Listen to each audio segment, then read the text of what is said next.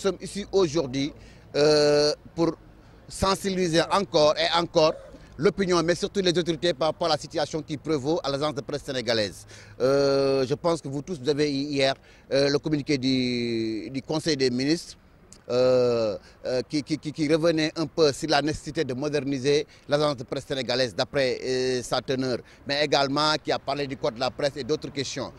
Moi, je voudrais rebondir sur la question pour aborder un peu cette situation qui prévoit à la l'APS, pour dire que fondamentalement, nous avons un problème structurel et un problème conjoncturel à l'APS. Et nous exhortons les autorités à faire leur mieux le plus rapidement possible pour sauver l'agence de presse sénégalaise qui est la doyenne des agences africaines et qui a eu vraiment à faire ses preuves et qui est citée en référence comme un exemple. Parce qu'aujourd'hui aussi, la plus grande frustration, c'est que si vous prenez la presse dans sa globalité, elle est confrontée à des difficultés majeures. Mais au sein de cette presse, il y a ceux qui sont appelés les médias dits du service public.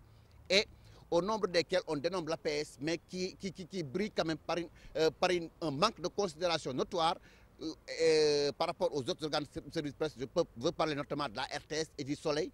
L'agence de presse sénégalaise est animée par une équipe de jeunes journalistes talentueux, très talentueux d'ailleurs, mais malheureusement qui ne sont pas rétribués comme leurs autres collègues du service public. Ce qui veut dire qu'il faudrait aujourd'hui, à l'image de ce que nous avons demandé dans le code de la presse, faire en sorte quand même que le financement du service public soit très conséquent, mais surtout pour l'agence de presse sénégalaise qui irrigue toute la presse quotidienne dans son entièreté. Maintenant, l'autre problème également, c'est la gestion quotidienne. Parce que si vous voyez que les confrères n'ont toujours pas, jusqu'à la date d'aujourd'hui, on est le 18, hier, contrairement à certaines rumeurs qui avaient été balancés, ils n'ont pas encore perçu leur salaire. Le salaire, c'est la dignité de l'individu et jusqu'à présent, ils n'ont pas reçu leur salaire. Ça veut dire que quand on dirige, on doit faire preuve de prévoyance, mais également d'anticipation. On ne peut pas comprendre quand même que des Sénégalais bon teint puissent rester ici, ne pas être payés. Nous avons eu à ouvrir une procédure, un conflit à l'inspection du travail, mais nous pensons quand même que les autorités prendront les mesures nécessaires pour remédier à tous ces problèmes d'ordre conjoncturel, comme je l'ai dit, et d'ordre structurel. Autre chose également, c'est l'absence de siège. Vous connaissez très bien que nous avons un différend avec les autorités sénégalaises par rapport à cette maison de la presse, mais fondamentalement, l'APS y est depuis quelques années et sa position devait être provisoire, mais ça tend à devenir définitif. Nous exigeons également et réclamons qu'il y ait un siège en bonne et due forme pour cette agence qui est un fleuron, comme je le dis et je le rappelle, de la presse sénégalaise.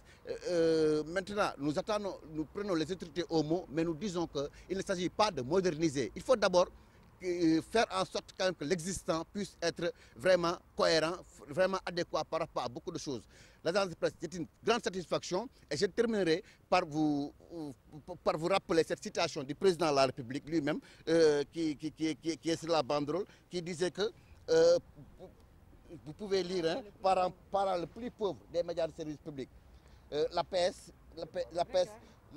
est le parent le plus pauvre des médias de service public. Si ce constat a été dressé par la première autorité de ce pays, je pense que la chose la plus indispensable, la conséquence immédiate devrait être d'en tirer toutes les leçons, toutes les conséquences et faire en sorte quand même que l'APS soit alignée au même titre que les autres médias de service public. Je vous remercie.